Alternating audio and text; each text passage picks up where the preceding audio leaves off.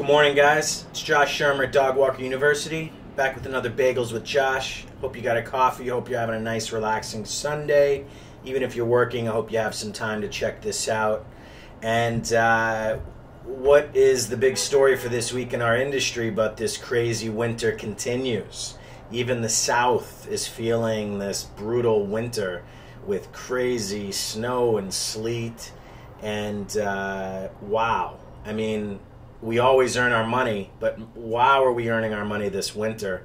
The difficulty this is posing for many of us reaching pets in time, walking outside for those who dog walk, being safe for those of us in cities who rely on mass transit, for those of you in the suburbs who just literally can't drive to your clients. I mean, I've heard stories of people walking miles just to reach their pets during this winter, so it's crazy. And sort of leads me to my first topic, which is for those of you who do large group walks, 10, 15, even 20 dogs you'll see sometimes in New York City, although that's dying out. You know, what do these people do when it's really cold outside or really warm? You shouldn't have a dog outside in frigid weather for a great period of time. You shouldn't have them out when it's 100 degrees and there's a smog alert. So, you know, for those of you who are thinking about doing large packs, or those of you who already do, I hope, really expect that you have a contingency plan for bad weather days where you don't do large, long group walks. It's honestly, I don't even think it should be allowed. It should be legal to put dogs in that situation. So I really do hope on frigid days, warm days, you do quick bathroom breaks. You have contingency plans for these days. For those of you thinking about doing this type of service, please keep that in mind and have that prepared. You know, God forbid something would happen to a dog.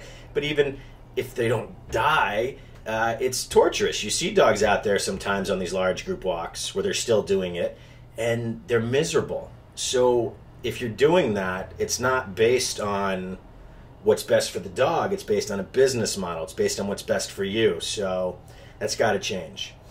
Let's see here. You know, I talk about this a lot in the class. I talk about this just in general, but dog walkers, pet sitters, and dog trainers, they got to get together more than they do.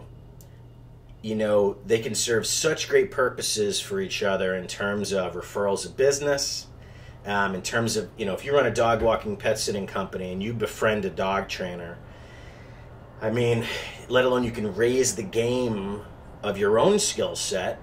You can offer your clients this sort of almost in-house trainer if you really get close with them, and they can be attached to clients from the moment they come in your company. They just know you're getting dog walking and pet sitting, you're getting a dog trainer, and there's tightly knit with the rest of our service. So our dog trainer talks to our dog walkers, pet sitters, so everyone is speaking the same language.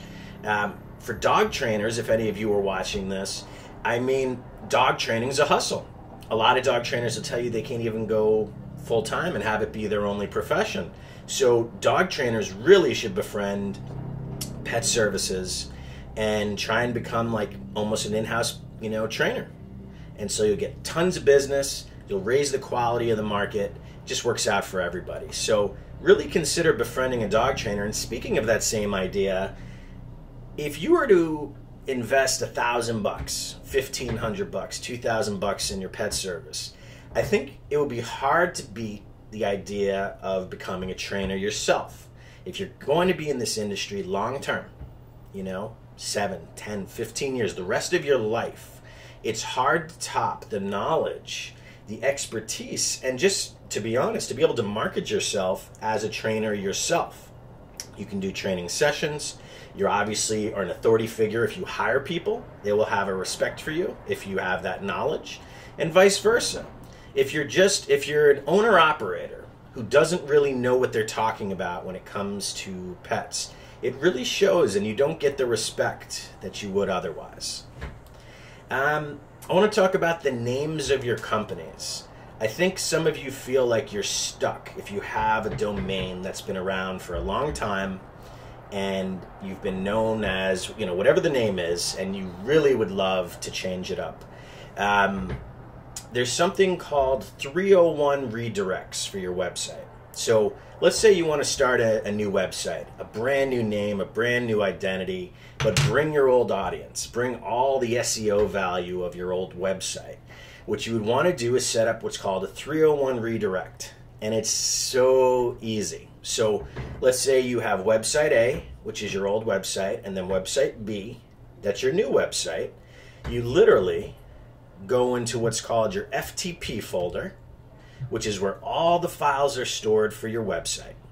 And you go into website A, the old website, and you create, if it doesn't already exist, or you edit the existing file called .htaccess.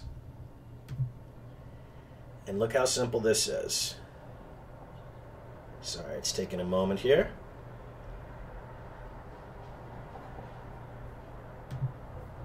You literally just write redirect 301, and then you put the page on your old website, website A.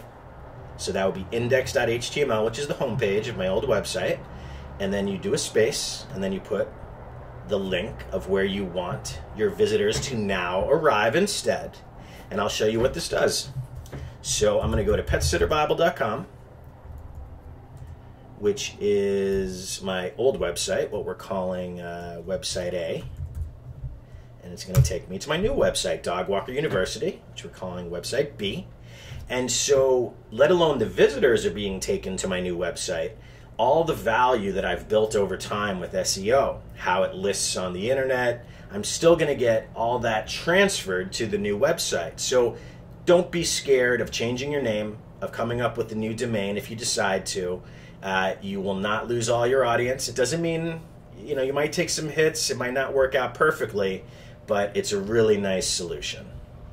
I was asked a really difficult question this week, something I've dealt with in my own service, something that people have contacted me about, which is what to do when you're worried about the safety of one of your pets in regards to the situation with the client.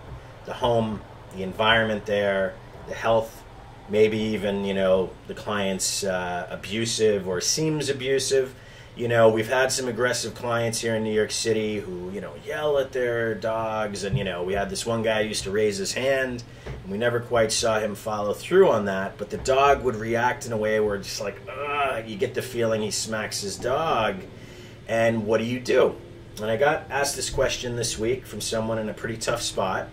And my personal belief is I like to stay close to those situations. I like to try and stay in the pet's life, try and help the situation improve, manage the situation.